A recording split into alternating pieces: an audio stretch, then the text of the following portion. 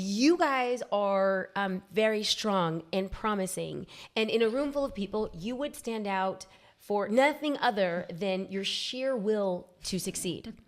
Now, there's somebody who's listening who says, nobody's ever brought up, Senator Rockefeller never has pulled up a chair for me. But we're not even saying, we're not even saying that case. There's their version of the senator. And nobody's ever opened a door or held an elevator, and they can't get a break. And so is this a you thing? You got to do something to be remarkable enough to sit at the table? Everyone's remarkable enough to sit at the table. It's just what table you sit at. And everyone's remarkable in your own network. That person might not be Rockefeller in your network, but you don't know what that person's going to be in 10 years.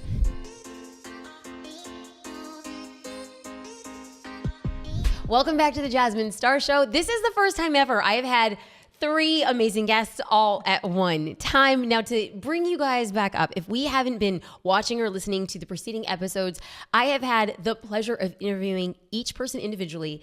And now, for our own version, am I going to say The View? Or is it, no, it's not The View. This is the Unview. This is the Unfocused, not The View. Ladies, welcome back. If you can go around the table, I'm going to start here with Chelsea. Do a brief welcome back introduction of who you are, what you do, and then we're going to talk about the perspectives and get into business. Sure. So I'm Chelsea Grayson. I'm the former CEO and board member of American Apparel, True Religion, and most recently Spark Networks. And I also sit on a ton of public and private company boards. Hi, I am Susan Sierota. I really love to help builders tackle the huge challenges of building businesses, and I do that through being a director, advisor, sometimes coach, and I've built a couple myself. And sponsored. And sponsor. Yes. Sponsoring other people. Yes. Hi, everyone. I'm Jocelyn Moore. I'm an executive strategist. I also sit on a couple of public company boards as well as a private board. Okay. So in our last conversations, we have seen them in their utmost professional, but you get this crew of amazing, brilliant women, and they're just going 1,000 miles a minute. So I was like, can we have a roundtable conversation about business? Because if I was sitting at a table next to you, I would unabashedly be eavesdropping because you guys think so differently. It's like, how can I connect you? What are you doing? How do we support each other? So can we start the conversation from that place? Start the place of, how did you guys start creating these connections? What are you thinking of as you're creating these connections? And then as a listener is thinking, how do I duplicate this in my neck of the woods with my group of friends? It was magic when we came together. Total magic. It was a spark, it really was. And which is why we've had such longevity in this relationship. We met, can I say it, on Clubhouse? Oh, yeah. I mean, yes. Yeah, we met on Clubhouse in the early days, which was a lot of people's lifesaver during COVID. At least it was for me, for sure, And I think we were all up on some stage at some point, and it just slowly, everybody else on stage kind of receded into the background, and it was just the 3 of us, and people were raising their hands, asking us questions. And what had happened is I was doing a room with someone else who was amazing and awesome, and was getting a lot of feedback from people that it was super helpful, but they needed help on more issues because our room was focused on SaaS alone. And I had happened to listen to Chelsea and thought she was just amazing. And there aren't many people that I excitingly sit on a panel with because you're endorsing what they're saying. Well, time out. From a storyteller's perspective, did you know Chelsea before you heard her? Oh, no. I did not know her. Okay, so you're just hearing her and you're like, magical. I am like, she knows what she's talking about. Okay. And what I loved about Chelsea is I would endorse what she's saying. I could disagree, but that doesn't mean her thinking was great. And she was grounded in reality. She was grounded in her own stories, and she led with heart as well. And she cared about the people. And so I consciously started listening to her and said, is this going to stick? And it stuck. And then I said, okay, well, we have this powerhouse public company CEO, board director. At the time, I was spending a lot of time in the startup world. And I was like, here's some things we need to round us out. We need someone who has done broader things as well. We need someone who has touched different industries. We need someone who can keep up with us. And so I went to my network and I started seeking. I gave a list of here's all the criteria I would like to find someone, and got introduced to Jocelyn. It was magic. And I said, ladies, guess what we're doing? And so you thought it was serendipity. So wait, but how did you get connected? Like, Susan, did you? We were on stage at some point together, I think, because you did it very naturally Yes. and organically. Because I didn't even know Absolutely. that. I there was just that learned the much. story about the Yeah, stealthy I'm stalking learning last this now, night. So, yes. But then we were all Yes. up there and we had really good chemistry, and it happened Yeah. so organically. Your start of the story did happen. But It just that was wasn't like my start. 6 months later. Oh my goodness, so funny. Wait, Susan, can you talk about how you endorsed Chelsea and what she would say? There's a certain term that we use. Oh yeah. Yes. So we were reminiscing last night about our favorite term, which is we get onto things and there's so much greatness in this room and we sheep eat one another. Yeah, absolutely. And that was coined by Chelsea. It was was. brilliant because, you get in a room with a lot of men and they happen to mansplain often. And instead of like really elevating what you've said, they tend to be listened to and take the credit for what you said. We do it differently around here. We sheep eat. Yeah. Yes. Okay. And Susan has her own personal twist on it. It's the woo woo. Yeah, the Okay, and so the premise and the framework of that show on Clubhouse was people asking business questions. Yes. And Yes. so one of the things that we talked about was creating those networks and supporting each other. And, off camera, as we're resetting up this table, what I hear you guys just say is, oh, that's beautiful. Yes. Okay, let me know. We'll follow up. I'm going to make an introduction. I'm going to do this. So when you talk about this and this level of closeness and accessibility, talk about the people who went before you. Like, what was modeled for you to say, okay, I want that and I'm going to do this. And so I'm going to start, Jocelyn, I'm going to start here because I know we're going to get into the business questions, but I actually just want to lay the such a framework good and question. figure out how do we pay it forward? How do we continue doing this? So how is it modeled for me and Yes. what I do now? So I have always had very strong women sponsors and men sponsors. And so I'll just give a couple of stories. When I worked in the Senate, there was a woman, her name is Ellen Dineski. She was my boss in Senator Rockefeller's office where I served the longest. Ellen would put me in any room, seat me at any table, make sure that everyone knew that I was fully supported by the senator. And so that allowed me to kind of see what real sponsorship looked like and do what I needed to do in my job. But Jay Rockefeller himself, the senator, and this is a story I'll tell, and this is modeling behavior of sponsorship, Susan. We were negotiating healthcare reform. We were in the speaker's office, the majority leader, office. We were all sitting around a table. The senators were around a table, staff's in the back. Rockefeller calls me up, and he asked me a question. I answered the question. I'm going to go stand with the staff. Well, Senator Rockefeller takes it one step further. He pulls up a chair, table with all the senators, like Kennedy, names you'll know, all seated around the table. It's a circular table in the U.S. Capitol. Only senators. And he's like, pats it for me to sit down. And I was like, oh, no, Senator, I'm going to go sit back here with the staff. He's like, no, you're not. You're going to sit right here at the table where you should be so that I can talk to you. And if I have any questions, I'll just ask you. I just got goosebumps. And so I sat right down at that table. No senator batted an eye. But when we think about sponsorship, that is modeling the behavior. When you are really for someone, you show up for them. You make it clear to other people. Yes. This is your person, and this person is completely qualified to do all the things. And so I've had a lot of great models. Those are just a couple of examples, and more importantly, great sponsors. I love that. Susan? My story starts opposite. I didn't have any sponsors. No, hold on. I want to be careful of the vernacular. So sponsors, how are you defining a sponsor? Because we've Great. adopted that and be like, oh yeah, you're not a mentor. You're a sponsor. The problem with the word mentorship to us, because we've talked about this, is that women tend to get over-mentored. Women tend to get mentored, men tend to get money. And so men connect one another naturally. It's just been the way of it. Networks help networks. And so when we talk about sponsoring, it means that that person's name is going to come out of your mouth when they're not in the room. You put them in the room when they're not there because you believe in everything that they can do and they are the right person for it. And so I proactively look for opportunities to put all three of you in the room, and I know you do the exact same thing. Absolutely. And that's sponsorship. Okay. So you didn't have sponsorship. I didn't. I left my family home very early as a street kid, high school dropout. I actually have a master's now, but I went through that path. And it was very lonely. And I was very fortunate to get myself into Procter & Gamble, where sponsorship was a thing. And it was such a big deal for me to see it. And it was, up until that time, I was so lonely. And then when I started getting it, I felt like I didn't deserve it.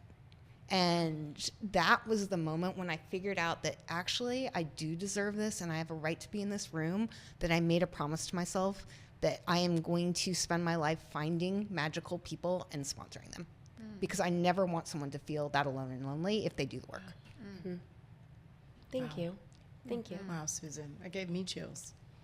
Yeah, I was like, beautiful. I feel like we're doing. I feel like we're doing like that skit from SNL. Oh yeah. Well, you can't help it. You can't help it. You just took us to church. We're like, yes, that's right. That's right. Chelsea, tell us about somebody who sponsored you. Yeah, I love that we're having this conversation because it's actually a whole thing right now. I feel like Gen Z, Gen A even, they are not experiencing whether it's mentorship and or sponsorship So at true. all, and for sure not the way that we all experienced it in our generation. That's just, it's a lost art. And I don't know if it's because...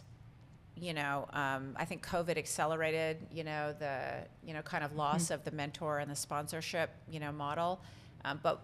Or maybe it's because these generations weren't receiving it in the same way we were, because we all felt just so grateful to be meeting people that might be willing to train and develop us. I don't know about you're scrappy. I mean, I'm like, we all had to sort of make our own way in the world, and we were just so grateful to be there that we accepted all of that, help. And I think that people aren't willing to give help that they don't feel like is being received without some air of entitlement, So anyway, so I'll just say it's a lost art for sure.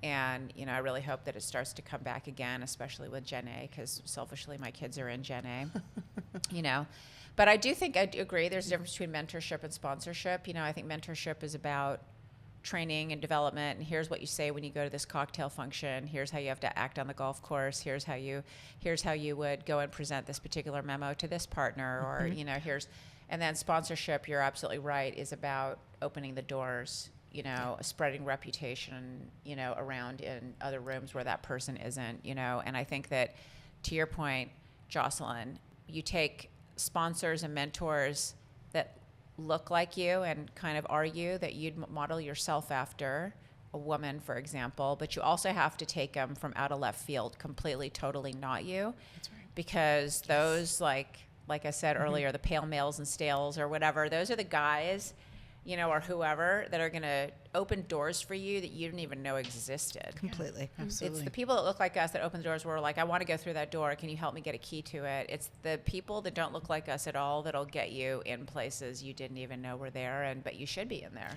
Right? Yeah. Like, here's a door you didn't know existed. Yeah, I love that. absolutely. Yeah. And so, and I've had them all different kind of ways over the years. And then the cool part about it is, once you get to, I'm 52, I think you're like in my marathon bracket, right? You're a little young baby. I'm You're not behind saying us. anything Yeah. about But once you get to this point, you still have those people in your life, but they become colleagues. Yeah. They're, and you can still learn from them because they're still a little bit ahead of you, but now you're sitting shoulder to shoulder. They might even be asking you questions along the way because they want that new state-of-the-art perspective. So then it just develops into your wonderful personal board of directors that you can go back to as a trusted advisory group when you are at a loss with your own people, And I also think this ties back Yeah, to go ahead. how we all came together and why it was magical. Because we're sitting here talking about sponsoring folks and the importance of it. And all three of us genuinely wanted to continue to find new ways to give back, especially in the hardest times of the pandemic. And that's why we were doing it. There was not anything in it for us. And outside of that joy of being able to find new avenues to find the people that we want to lift up. Which is and I want to interject a little bit of hope for the Zers and the Xers and all the the Ayers. and the Ayers who are out there.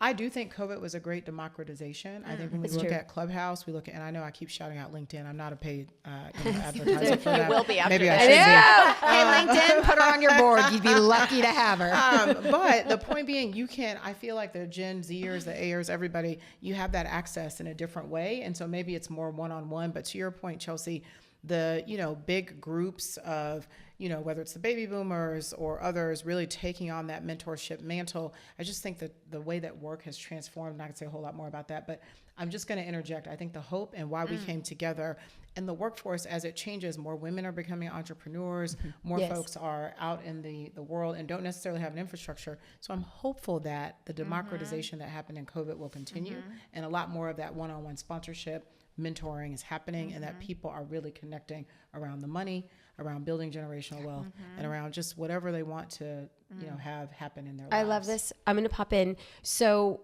just before we started recording, I went on Instagram to source questions from people who wouldn't otherwise have the opportunity to ask we get live these questions? questions. I Yes. love this. But I mean, Yeah. it's so, but here's a question that was like right in alignment. Now, I'm going to serve it up, and it's Be Lovely, Be You. She asked, how do you choose a mentor and assess the ROI when it seems intangible but of high value? Yeah, you can make a mistake. You can, but just fail fast and realize this isn't the right person for you. You know.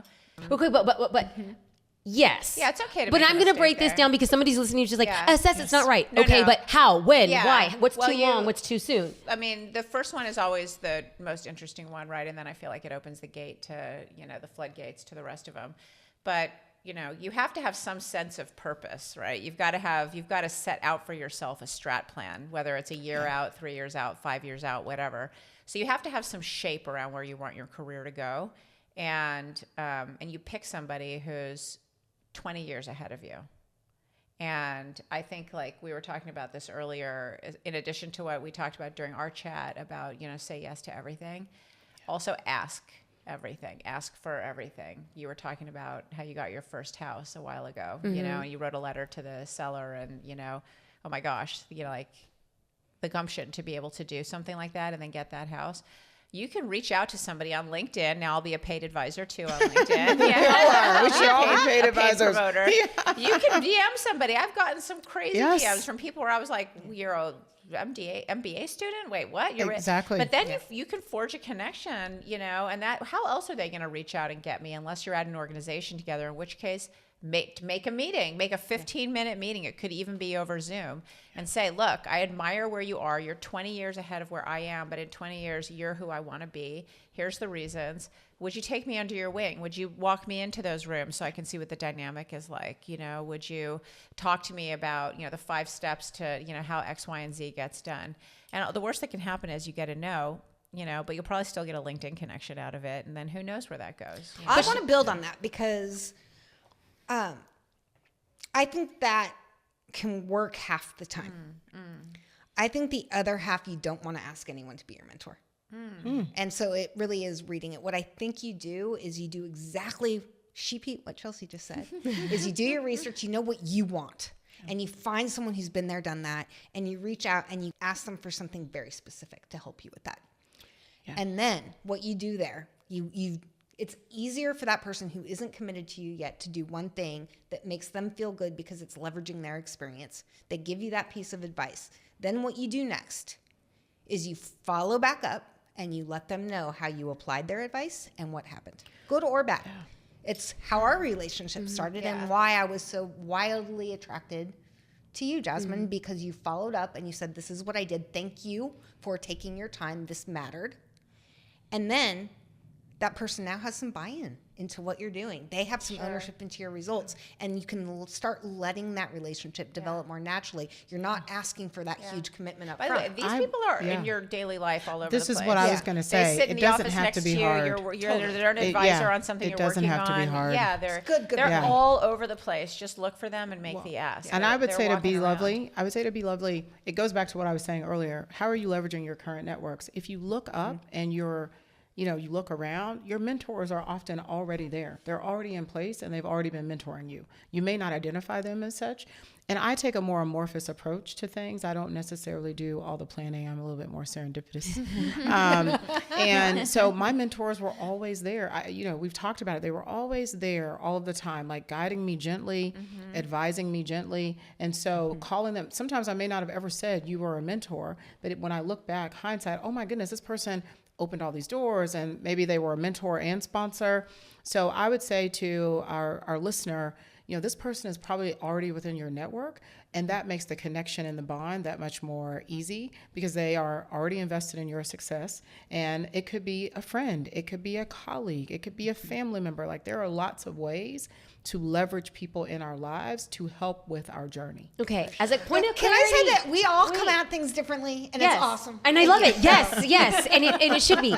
But Be Lovely, Be You had said to assess the ROI. Yeah. So you guys, let's bring this back down. Let me get there. Yeah. There's like people who are like, I want to pay pay for a mentor. Do you guys agree with me? No, No, never and I'm pay for a adamantly mentor. opposed. God, no. Adamantly, Absolutely not. vehemently No opposed. way. No, Absolutely not. this We goes agree on back that to thing. what That's not Susan a mentor, was saying. That's a coach. Yeah, That's but a also coach. what that's Susan. not a mentor. Yeah. You can pay for a coach. Okay, that's Yep. fine. But also, that's a whole other ball of wax we won't get into. Okay, but that is no. A mentor is doing this because it's generational fall forward. They want to have someone to pay into their Social Security or whatever, right? Like we're doing this to bring up the next generation. Yeah, it's like a pay forward. You know, I mean, we're not doing this for money. We're doing this to help the next folks coming up. But the ROI thing is also. I love that she's asking that, but this is not a thing where you can measure ROI necessarily by, okay, well, this one thing worked, and so now I'm going to go back to that same person. I'm going to keep going back to this well until it doesn't generate anything. It could be 20 years until that thing develops into something. It doesn't hurt. It doesn't take you much more than 15 minutes a month, to stay in touch with somebody and stay in their orbit. You never know what room that person's going to be in. You never know, right? You never know when you guys might be around the same age at some point, and now you're sitting shoulder to shoulder, and you've just developed a professional relationship along the way. We don't need to cast people aside because next month I didn't make more money or get that promotion from talking to you. Yeah. The ROI part, the mentorship. So no, don't pay for mentorship. This goes to Susan's point about, women, people of color, frequently over-mentored, and it is not necessary in all cases. People should be educated and put in the work, but it's not the over-mentoring and over-education, not necessary. But when you think about ROI, it goes back to something you and I talked about previously. The ROI is the relationship itself, full stop, right? The fact that you have this relationship, you don't know when that relationship is going to pay dividends. You don't know what those dividends are going to be like. You don't know what moment in your life you're going to be in, which is why mentors and sponsors show up in all kinds of ways, shapes and sizes, right? It may be a personal issue. It could be a professional issue, but your ROI is the relationship itself. And I'm going to just keep underlining that, bolding, all of it, because that is the return on investment. The fact that you So have true. those. Play long-term games with long-term people. Yeah. So what do you guys say to the person who, okay, I'm just going to call it for what it is. Okay. Please. You guys are very strong and promising. And in a room full of people, you would stand out for nothing other than your sheer will to succeed. Now, there's somebody who's listening who says, nobody's ever brought up Senator Rockefeller never has pulled up a chair for me. But we're not even saying we're not even saying that case. There's their version of the senator. And nobody's ever opened a door or held an elevator, and they can't get a break. And so, is this a you thing? You got to do something to be remarkable enough to sit at the table? Where?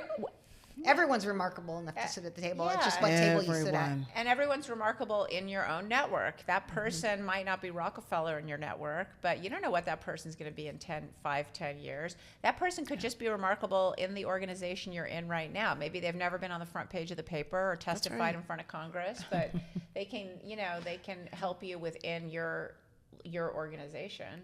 And now you join, we were talking earlier about joining trade organizations or attending panels or, conferences or events. You're going to meet people there, and slowly but surely, everyone's 6 degrees away from Rockefeller, trust me, or Rockefeller-like, or whoever it was you were talking about. I can't remember, but I mean, everybody is 6 degrees away from whoever it is that you really aspire to meet. But don't discount anybody in your network. There all important. And we weren't always fully formed, and I'm not suggesting I'm fully formed now, but when we think about the moments of clay and when we were being molded and, early days, it was people like my friends who I went to college with or friends from high school. It was, those are folks still in my network. And, it might be a connection point for something that I need for my family in Atlanta.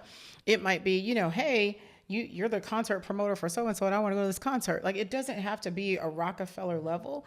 Every relationship is valuable. And we have to think about not just those big moments, maybe when we're fully formed or still in the process of being formed, but it's those small moments at the beginning and throughout life that really matter. Those relationships matter. And again, I'm going to go back. The relationship itself, ROI enough.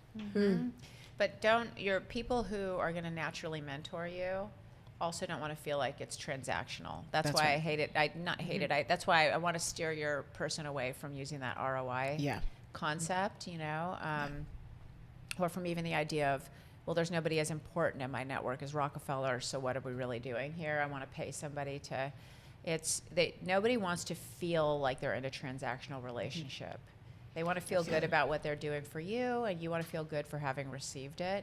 So I think you just kind of flip that concept a little bit. Can I just say, the most important people in my network are the cheerleaders, my friends, like you, For sure. right? Yes, we're Yeah. all at business, but I have folks who, and this is my kitchen cabinet partly, but it's like my lifelong friends who, there's nothing other than being my friend. That relationship delivers, and I know we don't want to use the term ROI, but it delivers every day because they tell me, Jocelyn, like, you should be thinking about this, or, you're overreacting here, or, why don't you go take a vacation?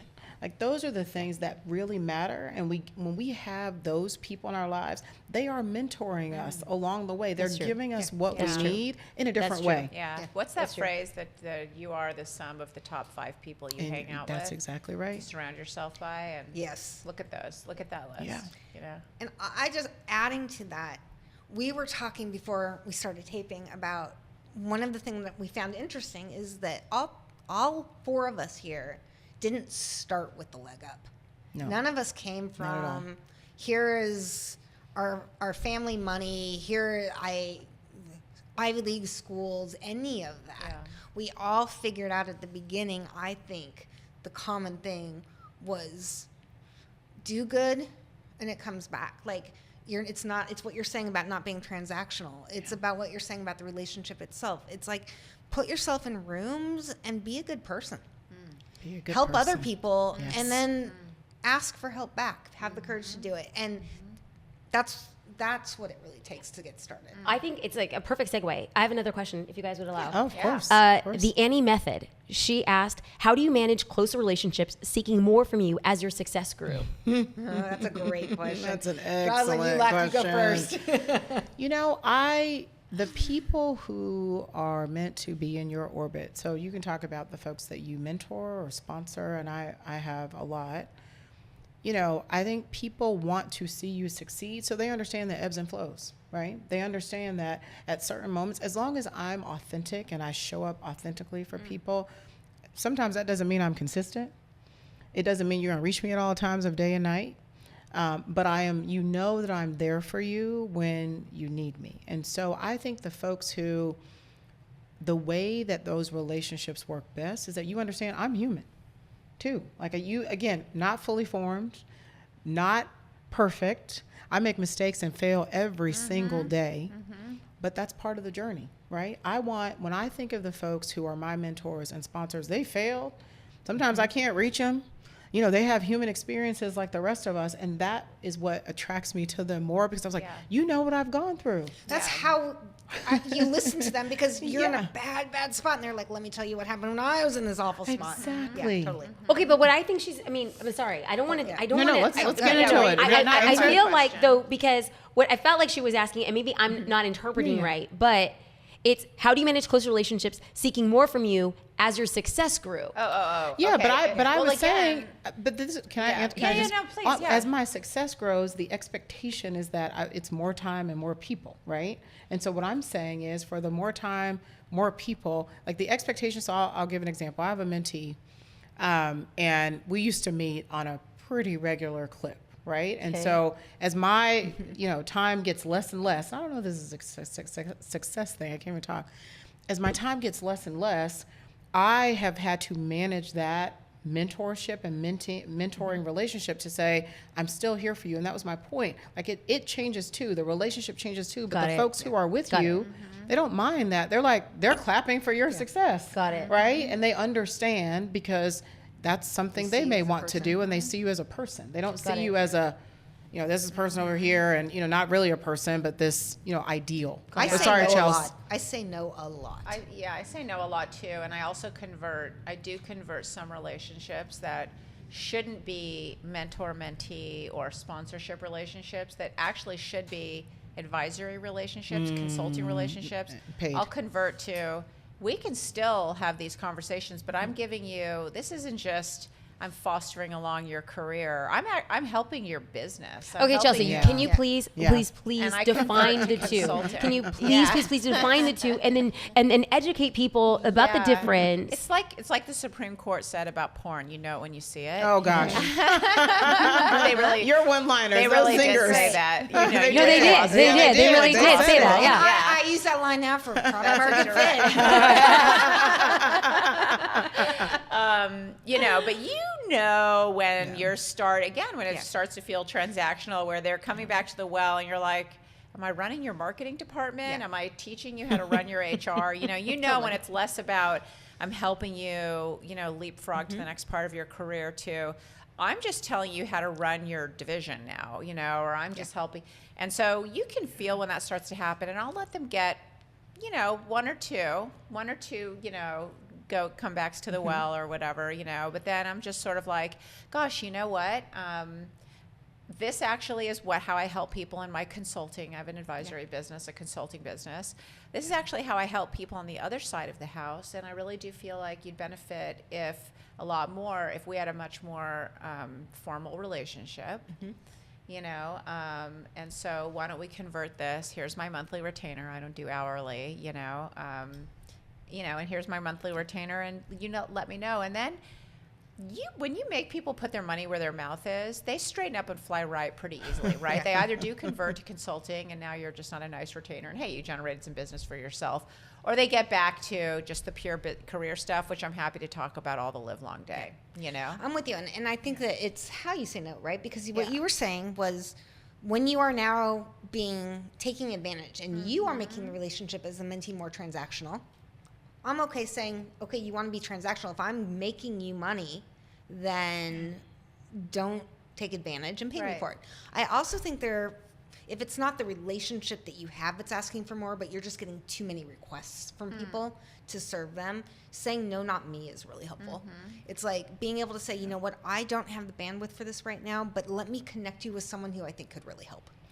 And so you're giving, but you're not committing. Yeah. And they get what they need.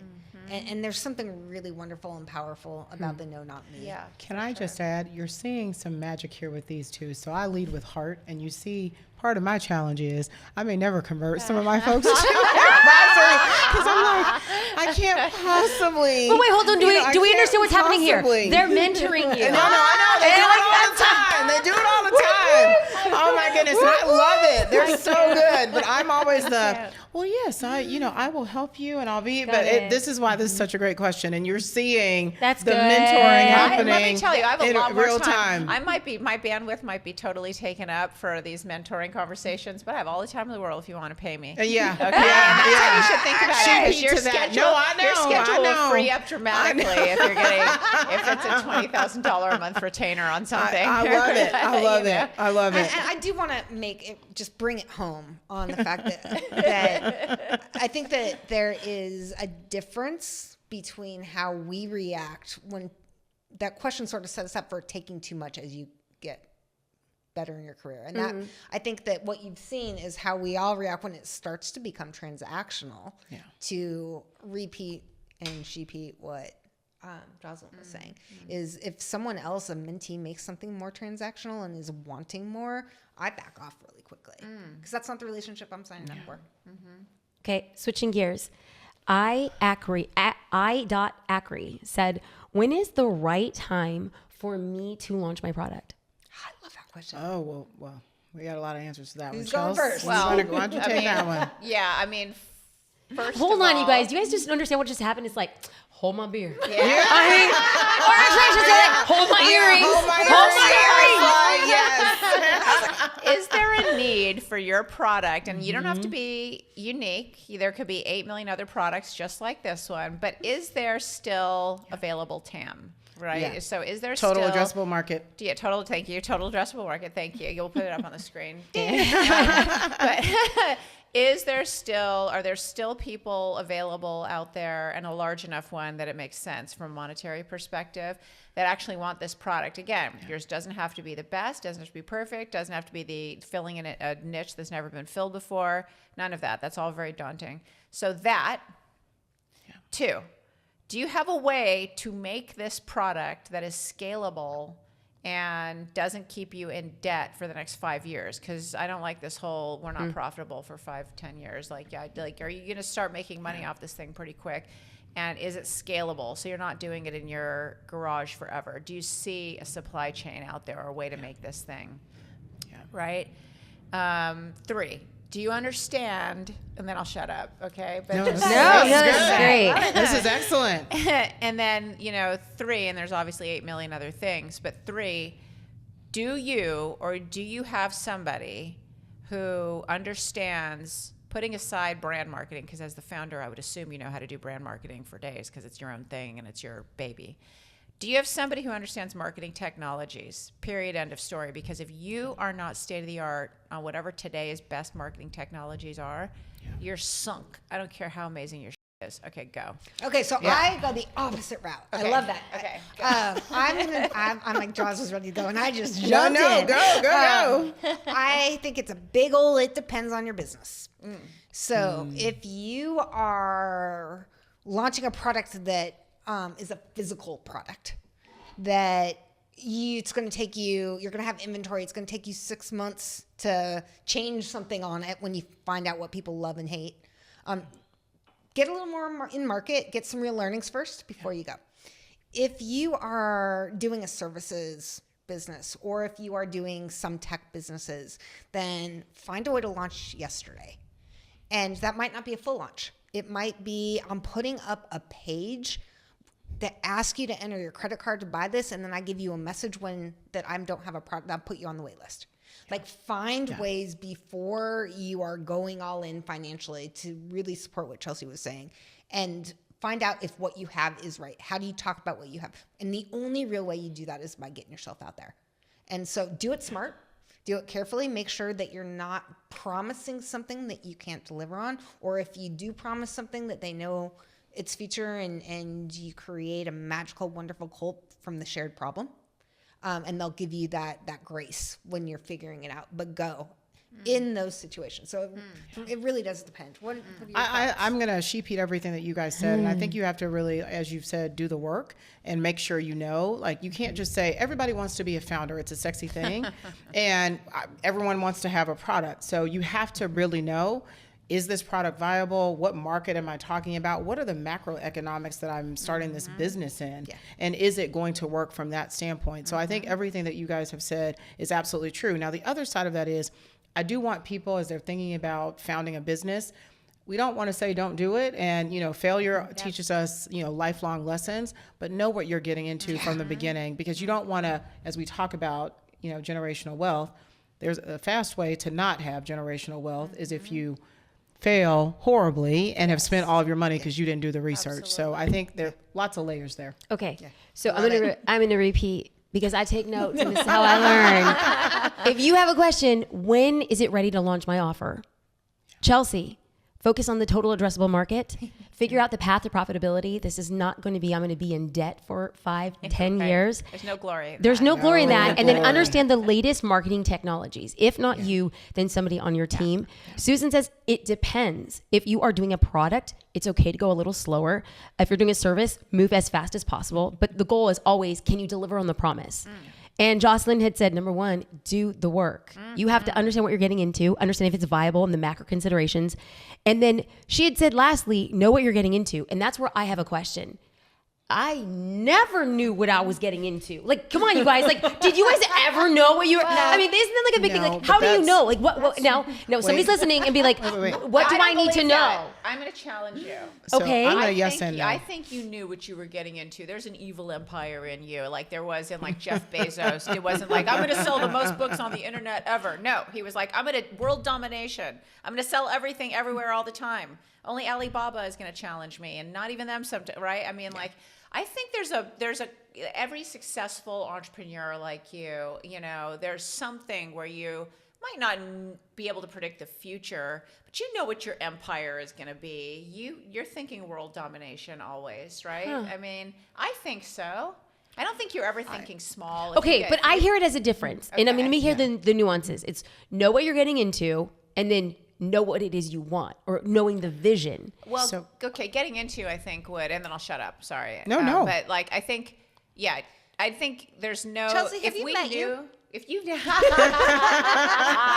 you knew what you were getting into, you'd never do anything, because the hard work, the sleepless nights, the missing the meals, the missing everything and all the time and all at once, right? Like, so I don't like knowing what you're getting into. Don't even put that in the back of your brain and don't think about it again, because that'll be paralysis. So I think here's what I'm going to say about when you started thinking about getting into the various markets, photography, content, SaaS, you did have to know something about the market. You didn't just say, well, and maybe you did, but I believe that you did know. And if you're offering a product, you have to know something about the market.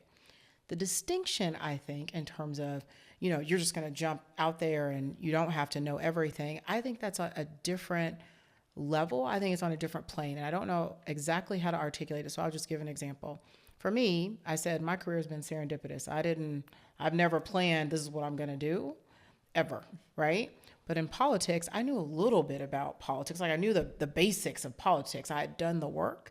Did I know how my career was going to go? Did I plan any of that out? Absolutely not. And I just jumped right into it. I think the difference is you have to know a little bit about the market that you're getting into, and that's what I mean. Got it. But that does not order your steps. You can just I jump off a cliff, like in the political realm, having no parachute, but I knew I would land. Got it. And Okay, there thank is you. a difference too, a slight difference of knowing what you're getting into in a smart, know your market, know your customer, the things you're market. saying. Yes. And knowing what I'm getting into as the emotional journey I'm about ready to go through hell. And that's it not is, you're knowable. ahead of your skis, you're building a business.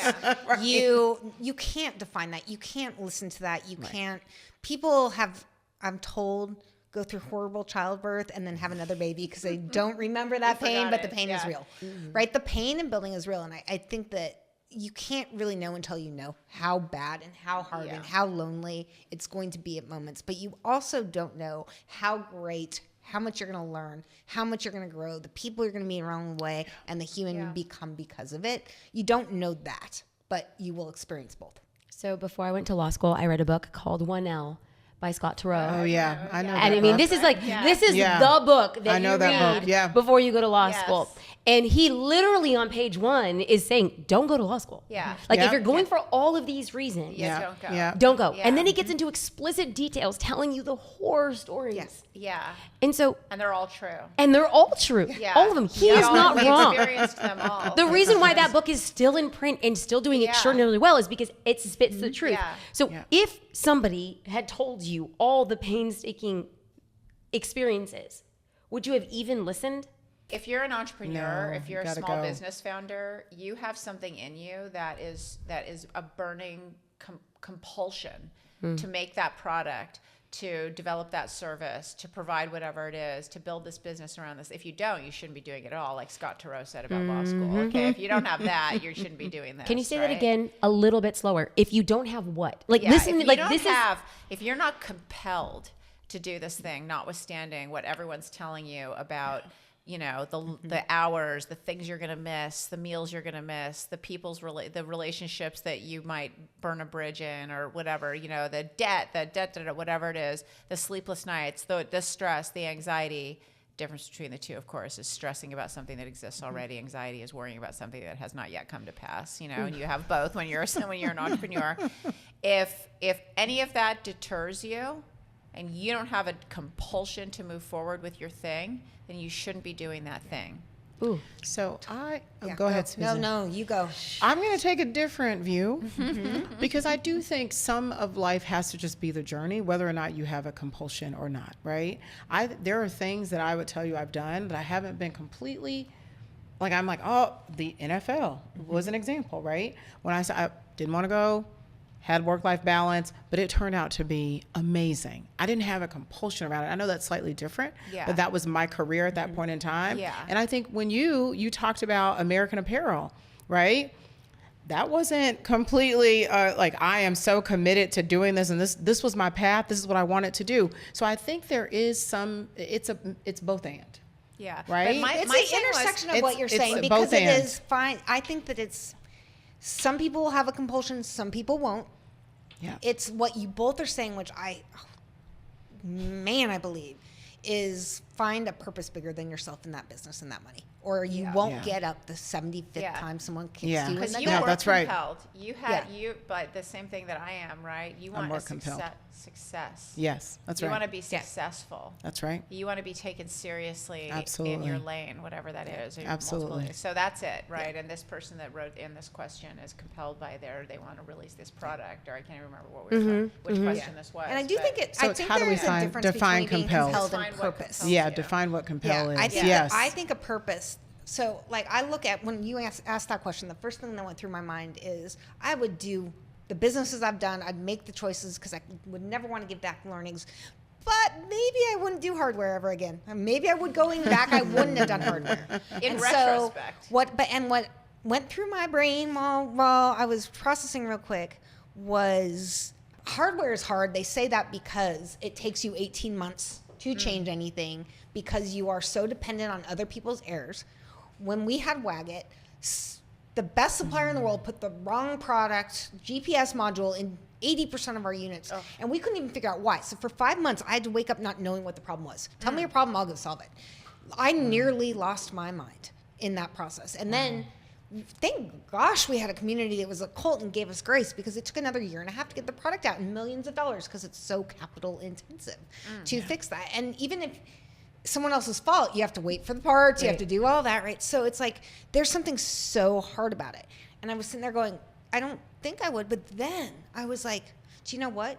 If I go back in a time machine and wouldn't have done that, I would have lost the opportunity to save animals' lives, period. And there are animals that would not have had the life as long as they could have, as healthy as they could have been. And I wasn't willing to give that up. I think it's a purpose.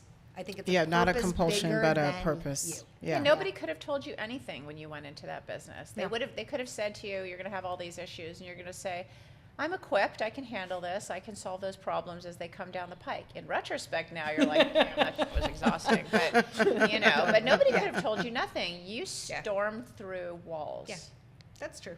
Okay, speaking of storming through walls, right. Yeah. And a nutritious.notebook asked, working on weekends when you are starting a business, how do you balance? Do you? Yes or no? There's no balance. No balance. There's no balance. You just gotta listen. There's a friend of mine in law school read a piece about like how do you stop sleeping? Like how can you like cut sleep out of your day or whatever? Like that, obviously impossible, but still that's the mentality. I mean, you just have to learn how to get up. You just go dark to dark. And you put stuff around the margins that normally would fit into a person's actual day, and you just put it in the margins. And people have to learn to understand that about you because you're an entrepreneur and you're starting a business. Are you okay giving me a personal example? Yeah, I mean, the year I made partner in my law firm, that's just one example. I mean, I billed 28,056 hours that year. Billed. So that's not all the admin stuff that had to go around it. And I had 2 kids already, and I was divorced. And so like I moved my parents into my house and I had 2 offices in my house, my actual office and my dining room table, because I had 2 different piles of things that I was accomplishing, and I just was like around, I mean, my kids were there, but they would just be in the other room and they might touch base with me once in a while, but mostly, I mean, when I was at American Apparel, I think I said this in our talk earlier, there was a couch in my office, and for the first several weeks on that job, I slept on that couch, and I would just go downstairs to our store, which was in our big sewing headquarters, and I would just buy new clothes that day to wear, which wasn't super appropriate, but whatever. It was, I mean, it was like leggings and a What you had to bodysuit, do. but like, yeah, but I mean, when you are wrapped up on something, that is the thing you need to be wrapped up on. And yes, there are things, obviously, if your kid is sick or if you have to go to a parent-teacher conference, you've got to figure out a way to fit those things in. But you work 80-90% of the time throughout your whole life. I mean, that is if you're not going to succeed in that, what are we doing here? I have 2 things to add. I love what you're saying because Yeah. what you're saying is what I've heard Jasmine you say on your podcast, which is before you start something, define the price you're willing to pay for it, because it's going to require sacrifice of something. Yeah. And you're sitting here, Chelsea, giving a really great example of what you've shared with Yeah. your audience in the past, which is define that price up front. And then I will add that I think the balance thing is ridiculous because if you really peel back, what does balance mean? It means you're 24/7, every second of the minute, working really hard to keep the pressure really equal across everything. And you're working so hard at it. And that is going to give. And it's not what we should be striving for. There's this idea of integration, of defining, as you put it, what price you're willing to pay, and then how do you integrate your life in a way that sometimes you're going to be all in on work, sometimes you're all going to be all in on kids, sometimes you're all going to be in on yourself. Balance is a timeline along your whole life. Yeah. Because later on, I was able to pay all kinds, like during COVID, I moved my daughter and her boyfriend into the house so they could be part of the bubble. And then my ex was there, and then my son was living there, and we had the cat, and we were all just roly-poly around the house, and it was like the most delightful thing in the world. And it's actually why I decided not, until Spark landed on my lap, we didn't even go into this, I decided not to take a third CEO gig, because I was like, I want to see my kids through up and out of high school into college, because that's a really critical period, and so then I was sitting on some boards. I was definitely not working full time, not, on the weekends or anything. I'm not management. I'm, head in, fingers out. That's what they say about board members, board members, head in, fingers out. And so I captured what I felt was even a more critical period of time in my kids' lives, getting them prepared and into the schools that they desperately wanted to go to, and then getting them packed and then moving them in and reconnecting with my ex-husband, their dad, to do that as a family unit. And I experienced all of that, So all that hard work at the beginning allowed me to completely swing the pendulum, to use your word, and be balanced later on in the timeline, Totally. Yeah, and as I've said, I don't believe in work-life balance for all the reasons that you guys have talked about. And it's you have to define balance for your own life and career, and it changes as time goes on. So.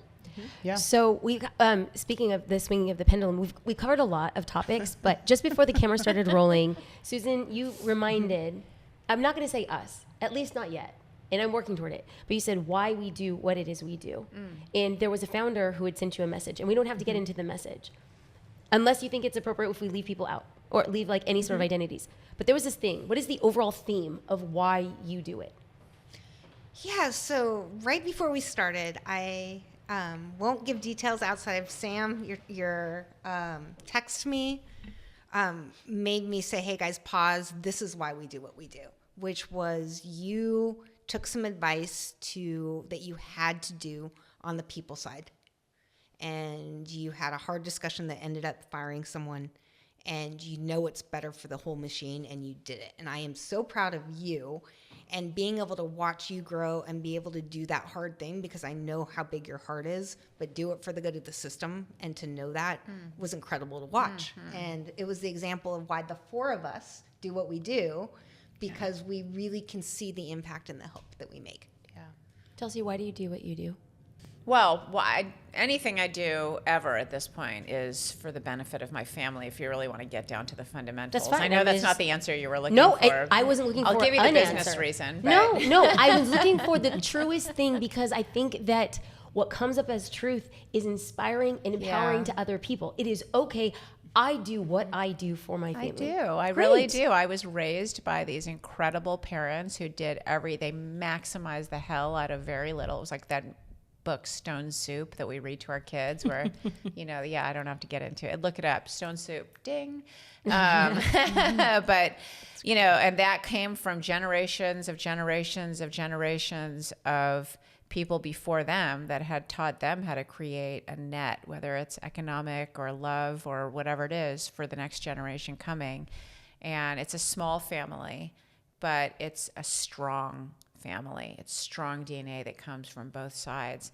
And so I just feel like it's my obligation, and I love this obligation, to hand that tradition down to my kids and to make them feel like they've got a net, So everything I do at this point, the examples that I set, my core values, the money that I make, the house I provide, is for my family.